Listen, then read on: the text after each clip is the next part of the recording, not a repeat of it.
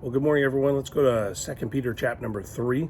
Got one more highlight here that I want you to see, and I hope that it's an encouragement to you to live for the Lord and not presume on his patience, but recognize that, wow, the long suffering or the waiting of the Lord to return really has worked towards salvation, not just for everyone around us, but also for us. And so recognize this. Dropping in at verse number 11, it says, seeing then that all these things shall be dissolved. He's talking about, I just told you about what it's going to look like at the end of the age. I just told you what's going to happen to this earth.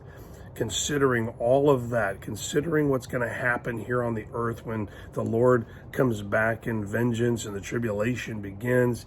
He says, seeing then that all these things shall be dissolved, what manner of person ought ye to be in all holy conversation and godliness, looking for and hastening unto the coming of the day of the Lord, wherein the heavens being on fire shall be dissolved, and the elements shall melt with a fervent heat. A 2-verse question.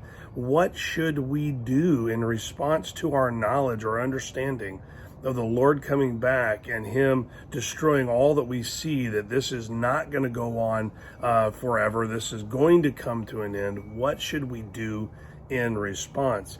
Then he goes on, he says, nevertheless, we, according to his promise, look for new heavens and a new earth, wherein dwelleth righteousness. Wherefore, beloved, seeing that ye look for such things, be diligent that ye may be found of him in peace, without spot and blameless. Really what he's saying is, seeing that we're looking forward to a day when we're going to be in a place that is free of sin and filled with righteousness, shouldn't we already be practicing for that day, living in righteousness, attempting to walk in peace with the Lord and those around us? Shouldn't we already be attempting to be who God saved us to be now, not waiting until then? Look at this next verse, though, because this is the clincher. It says, and account that the long suffering of our Lord is salvation, even as our beloved brother Paul also, according to the wisdom given unto him, hath written unto you. And so he says,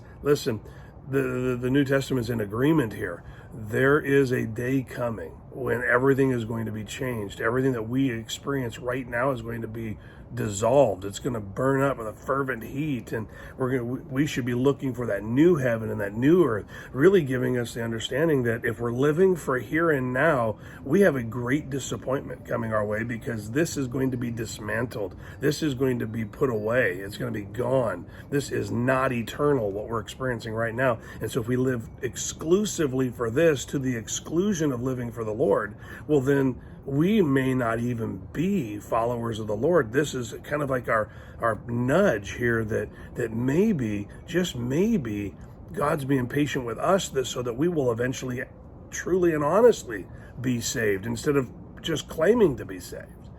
Because what really should happen is we should be longing for godliness. We should be trying to live it out here as the Spirit gives us strength to do so, as the Spirit guides us into. And just remember that just because you haven't gotten wiped out for what you're doing, just means that God's patient. Doesn't mean that he's okay with it. He wants us to live in righteousness and true holiness. And so let this be an encouragement to you today, that God expects us to attempt righteousness.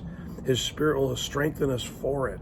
We don't have to live for this world. In fact, if we're living for this world, we ought to change that whole perspective.